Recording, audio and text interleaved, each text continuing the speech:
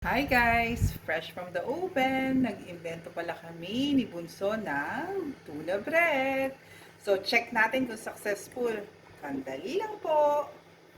So ayan o guys, tingnan nyo lumalabas na yung cheese. Tuna cheesy bread pala to. So dagdagan natin ng unting butter sa ibabaw para medyo maganda yung, tsaka medyo buttery siya. Buttery. So ayan.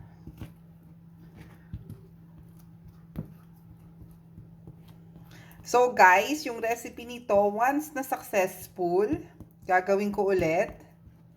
And then, ibibidyo ko yung buong recipe ng tuna cheesy bread. Ayan.